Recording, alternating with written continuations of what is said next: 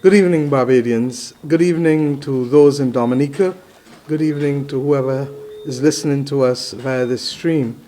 On our screen, you should have just seen the RSS plane land in Dominica. I would have seen it take off from the Grantley Adams International Airport and on its way with 6 boxes of vaccines to the people of the Commonwealth of Dominica and to my brother, Prime Minister Roosevelt Skerrit. And we will have him joining me later on in this press briefing. But I just want to be able to give this briefing context because what you see with the RSS plane is in fact the shipment of vaccines that would have come in from the government and people of India in thanking, with the thanks of Prime Minister Modi for ensuring that the people of the Commonwealth of Dominica and Barbados would have received vaccines. Fellow Barbadians, I'm sure that you would have heard us talk about it over the course of the last week or so, but I'm pleased tonight to be able to confirm that the government and people of Barbados took possession just under an hour ago of 9 boxes of vaccines, 100,000 doses of vaccines for 50,000 persons of the vaccine, the Oxford AstraZeneca vaccine, to aid in our battle with COVID-19. I believe the official name is Covishield. These are parts of the first batch of a potential 200,000 doses for Barbados. We are asking and hoping that we can purchase the remaining 100,000 from the government and people of India. And of course, the 70,000 doses which you see will come off the plane in Dominica very shortly are for the people of Dominica. And they too would expect, hopefully, that they too can get a second batch in a few weeks or 6 to 8 weeks if possible. We are still in the negotiations for that second batch, but we really want at this stage to say thank you to the people and government of India. Truly, this has been a very special moment for our people. And I really want to thank Prime Minister Modi for his quick, decisive, and magnanimous action in allowing us to be the beneficiary of these vaccines which they have given us for our people, and indeed in sending it in the shortest possible time to aid in our fight. We believe that this is a special moment, and for us who have gone through what it is to live in COVID, I know that you would want us to say thank you. Let me say out front that the Prime Minister Skerrit and myself have worked very closely on this, and I really want to thank him because he also, given the length of tenure that he has had in office, has been able to work closely with me to ensure that we were able to benefit from this. But as we benefit, we've also agreed that members of the OECS and indeed in Barbados' case, Trinidad and Guyana, who have helped us over the course of the last year, believe you me, nobody has gone through this without seeking assistance. And therefore, both of us have agreed that some of the vaccines which we have received will go to our brothers and sisters in those territories within the OECS, with Dominica taking care of some, Barbados doing some, and Trinidad and Guyana as a result of the work that has been done closely with our people in Barbados. We all know that Indian-produced and manufactured medicines are not new to us in Barbados. Indeed, many of the most common drugs used by Barbadians and medicines used by Barbadians for a plethora of ailments and illnesses are manufactured. The drugs are manufactured in India. And therefore, this is a relationship that we have had for a very long time. India has indeed distinguished itself as one of the world's most accomplished pharmaceutical industries, manufacturers rather, and it has served millions and hundreds of millions of people across the developing world and the developed world as well. Our confidence in the skill, the science, and the standards of the manufacturers in India is unshakable, given our relationship of using their products for considerable periods of time. And we all know that our country has friends all over the world, people and states who, in our time of need and darkest hour, come willingly to our assistance, and this is one of these such moments. If there was a time at which we Barbadians needed friends to be here for us, then it is this moment in time. And let me give it context. The government of India became one of the first countries in the world to recognize our nation on the 30th of November 1966. And what may not be known either by Barbadians or Indians 55 years almost later is that the very chair, the very ornate and magnificent chair in which our Speaker sits in our Parliament, which, as you know, is the third oldest Parliament in the Commonwealth, was given to us by the government and people of India.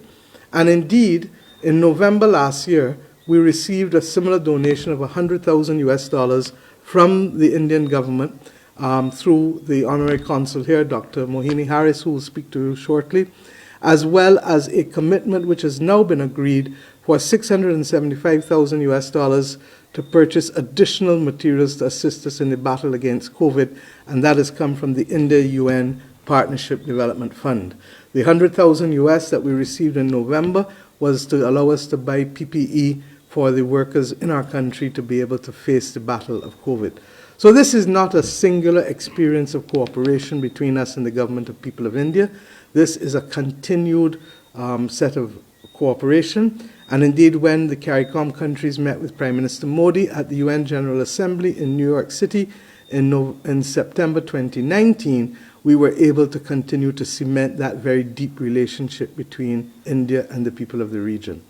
So, with respect to what else we have here, before I come on to the discussion on the vaccines, I'd just like to invite Mrs. Mohini Harris to speak to you for 2 minutes on behalf of the government and people of India. Dr. Harris, as I indicated to you, is in fact the Honorary Consul who is now demitting office for the government of India. Thank you. Dr. Harris.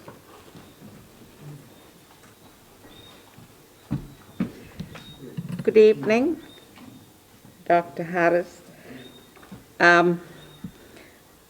I have a message from the High Commissioner, who is based in Suriname, regarding the gift.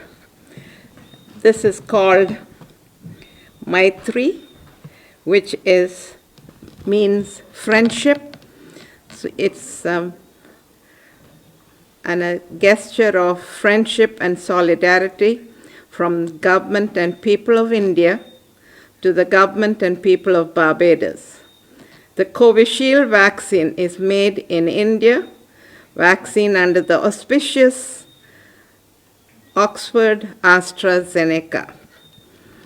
The similar gesture of friendship and solidarity with other countries in the region has been extended, and they will also be receiving the Made in India Covishield vaccine very soon.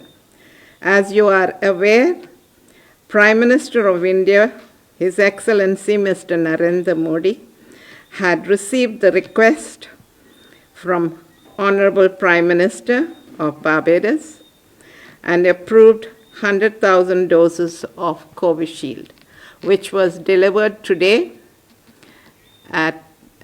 for the use of the people of Barbados. I have great pleasure in thanking the Prime Minister of India for this wonderful gesture of friendship. Thank you.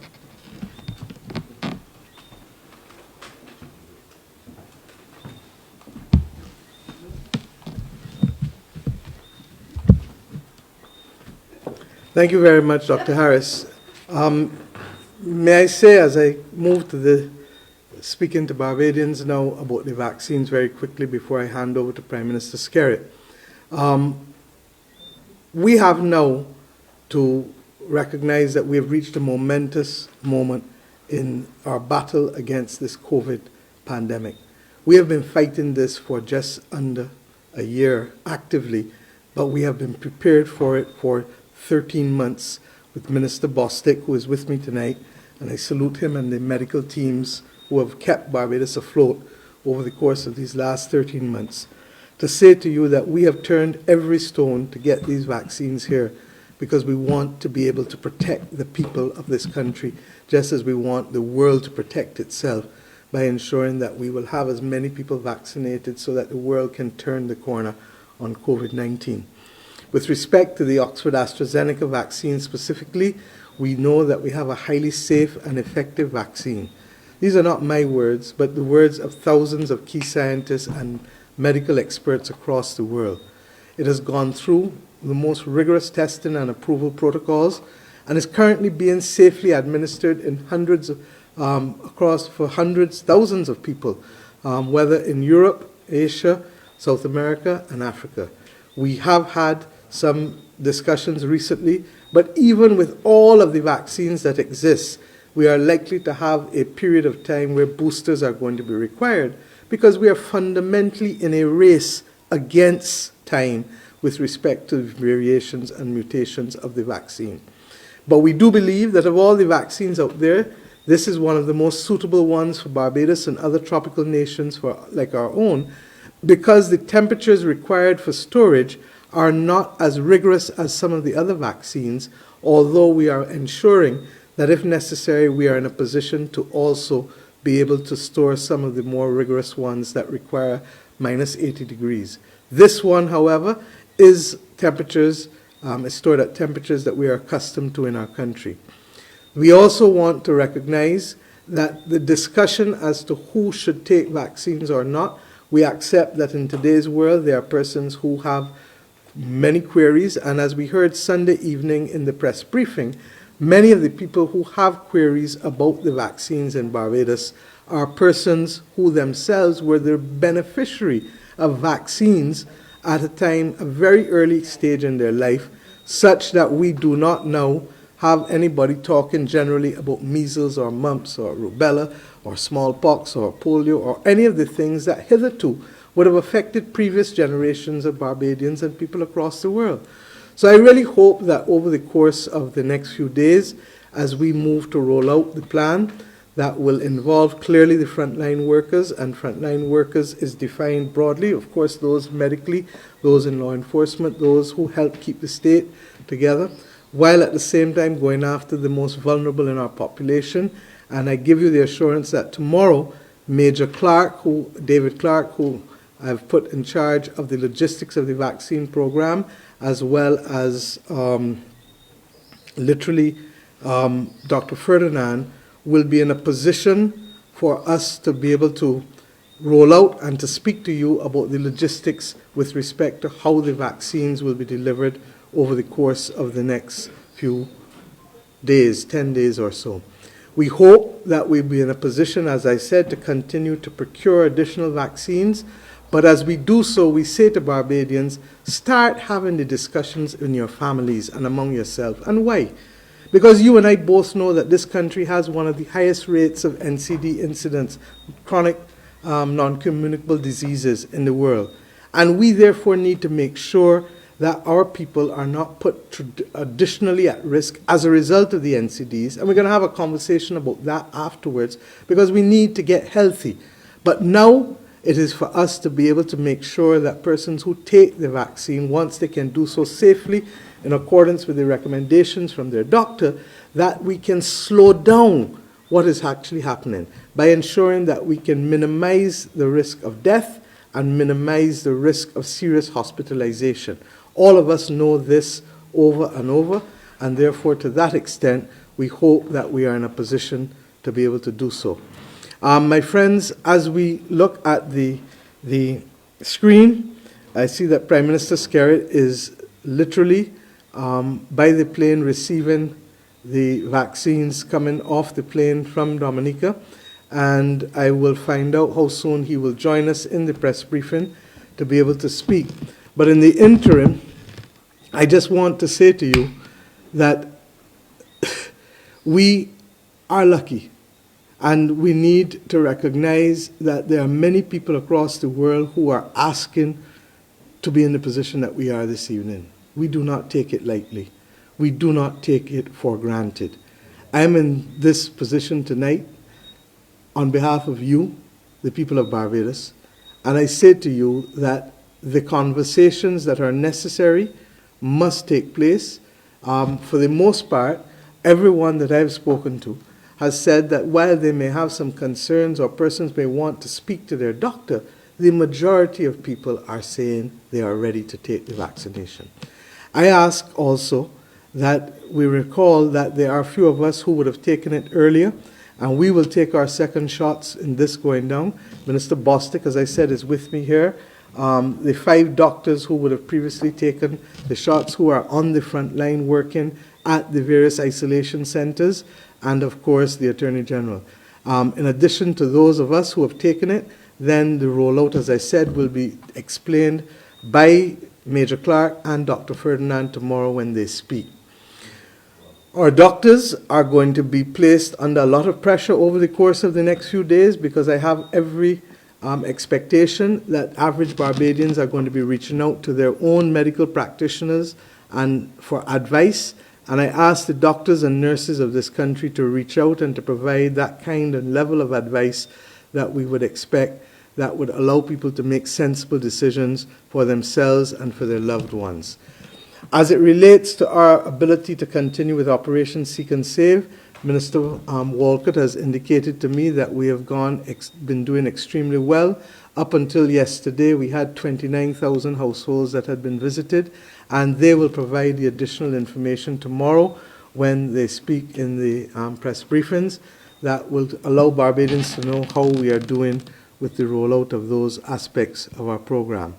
But to sum up, as I wait for Prime Minister Skerritt to join us, we really do want to thank the government and people of India again. As I said, this has been a solid relationship. We have common values. We have a common legal system. We have a lot of cooperation between our two countries, both in terms of people movement as well as in terms of cooperation at the national level, as I've said. And therefore, Dr. Harris, you will let the ambassador know on our behalf, please, how grateful the people of Barbados truly are for this moment in time. With respect to Minister Bostic, I know that you have been looking forward to this moment in time, and I say to you, to say to our healthcare workers who I had the opportunity to meet with last Friday, and we will meet again, I think this Friday again, that we do this on your behalf because many of you are working too hard and making major sacrifices in terms of wanting to save people in our country. And I say publicly to you, thank you on behalf of the people of Barbados for keeping us afloat over the course of the last 13 months. At this point, I'd like to hand over to Dominica and to invite my brother, Roosevelt Skerritt, Prime Minister Skerritt, to join me in this press conference. I think that we are setting a new norm. This is the first press conference I think we're doing across countries by Zoom using the technology, and we are not even going to let COVID keep us down. So I will hand over now to Dominica for them to bring into the...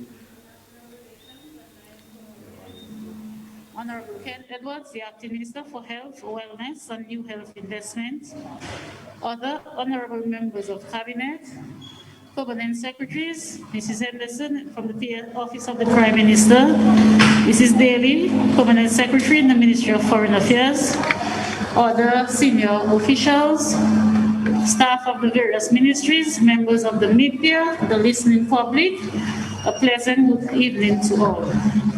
Before I proceed with our welcome remarks, since the Honorable Minister has another engagement, I know he has been occupied for the whole day with just ending Cabinet. We're going to allow the Honorable Prime Minister to speak, to give remarks, and then we'll continue to the work with the rest of the program. Honorable Minister. Well, thank you, Permanent Secretary. I am, in fact,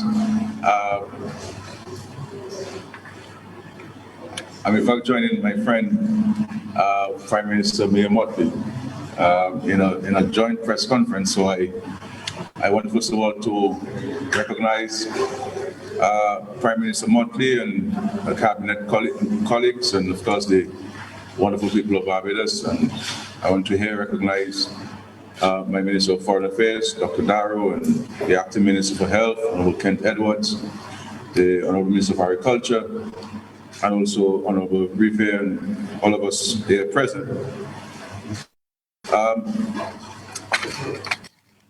It is written in the book of Matthew, chapter 7, verse 7, that, and I quote, "Ask and it will be given to you.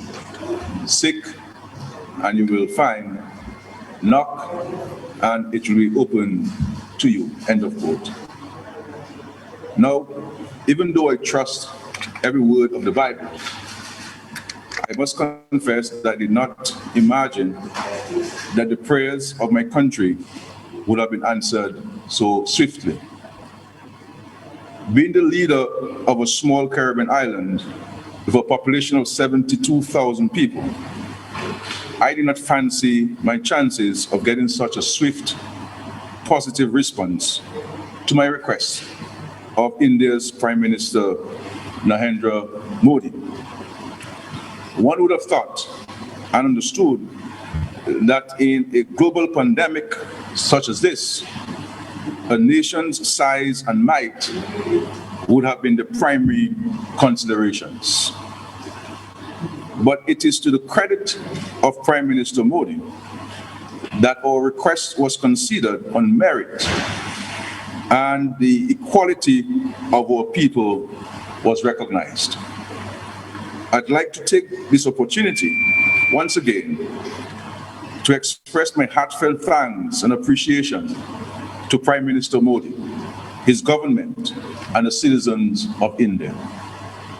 I want to recognize the scientists and all those who were responsible for the tireless research and trials that went into manufacturing this formula for resistance.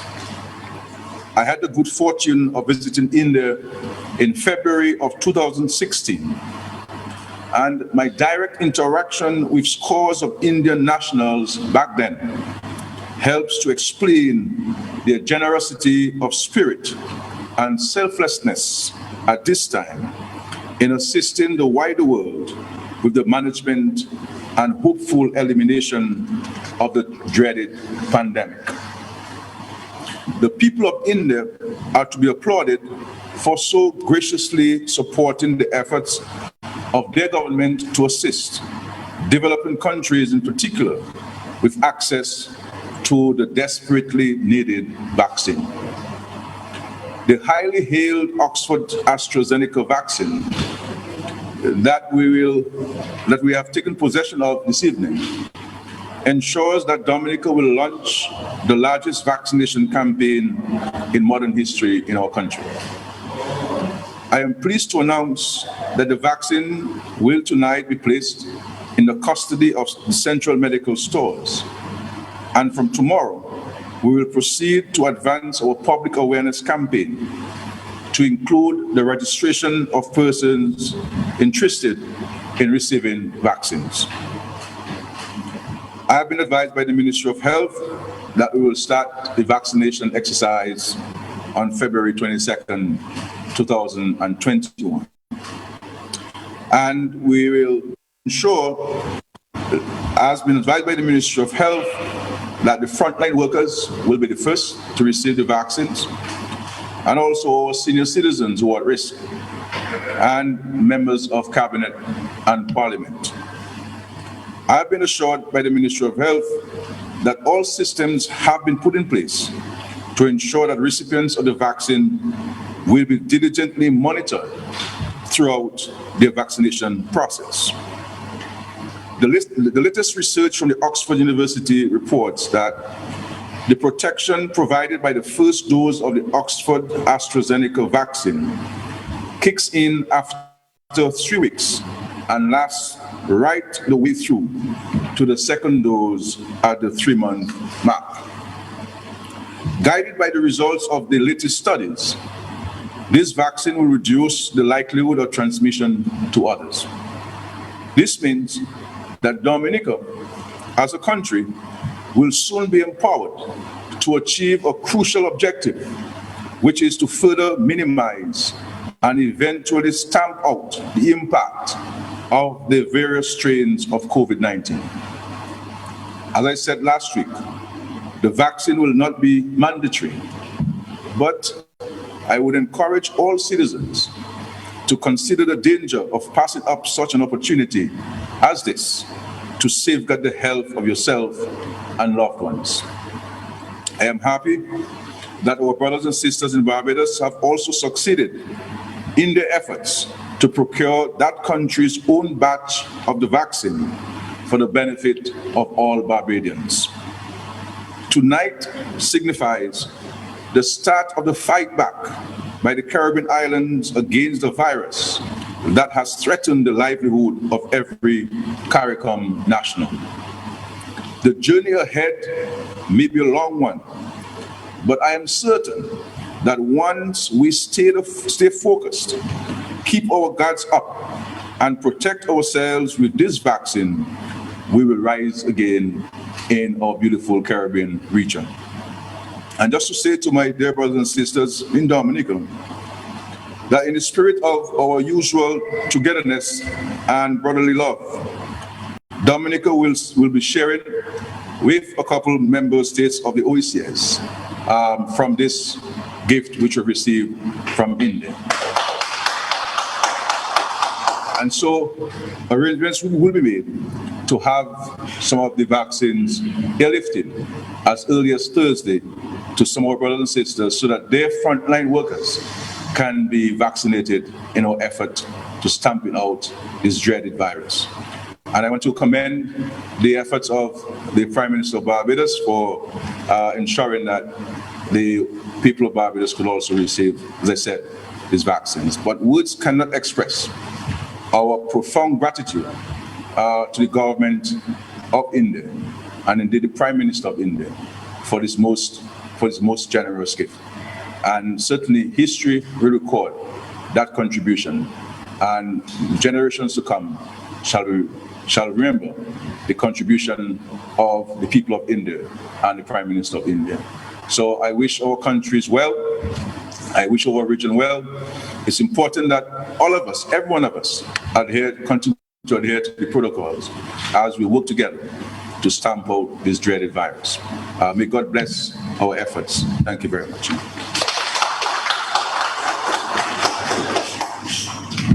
Thank you very much, my brother, Prime Minister Skerritt. And I'd like to repeat at this point my gratitude. I'd like to repeat my gratitude to the government and people of India, as I said. As I reflected on it, it wasn't only the Speaker's chair that was given to us on independence, but it is also the cabinet table in our cabinet room that was also given to us by the government and people of India. So in a very real sense, the contribution of the people of India towards Barbados' stability and democracy has been consistent over this 55 years that we will celebrate in November of this year. I also want at this stage, therefore, to end by saying, Barbadians, we can only beat this virus if we have enough people willing to be vaccinated in order to create the herd immunity in the population.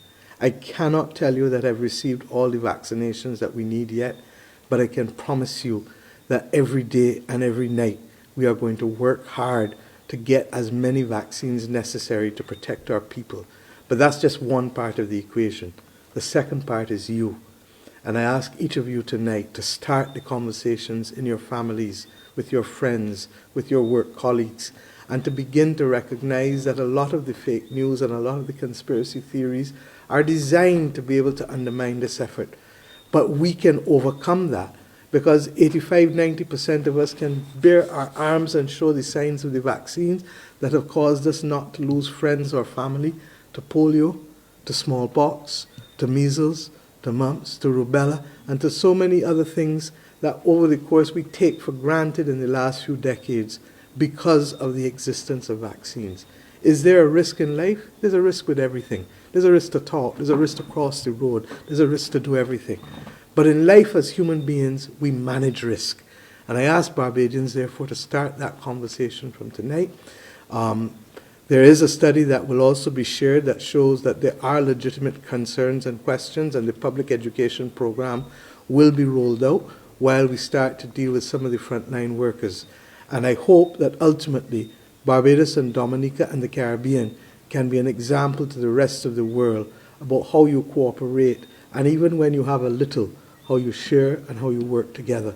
Because we know that the only thing missing in the world today, all of us have had lockdowns, all of us have had to shut down. But the one thing that's missing, All of us have had to do restrictions. The one thing that's missing is global coordination in the things that we do to shut down or to coordinate how we treat the virus and how we distribute vaccines. If we can do that, and that's why the gift of the government and people of India is so significant today, because they understand that simply giving their population vaccines will not solve the world's problem in fighting this pandemic. And I say so conscious that I carry responsibility as chair, as I told you, for the slow motion pandemic, which is in fact the one that we have, our young people have to be wary of, because if we don't deal with that, we are going to see more and more instability globally as we go forward. So my friends, good night. Your government will fight and claw every day to ensure that we can have enough vaccines. But until such time, this first batch for 50,000 people, minus the few that we're going to have to deal with, is there to start. And Major Clark and Dr. Ferdinand will give you details of that rollout program. We expect it to start literally within days for our frontline workers, and they will give you all of the details tomorrow to ensure that people can be ready. But the plan is to literally start before this weekend. Thank you very much, and God bless this country. God bless the people in government of India. God bless the people in government of the Caribbean, and in particular my brother Roosevelt Skerritt, Prime Minister and people of Dominica, for joining us in this momentous press briefing tonight to show that we hopefully, Jeffrey, in your words, there shall be no retreat, no surrender. And with God on our side, our people shall have no doubts or fears, and we shall move inspired and exulting free. Thank you very much. Good night.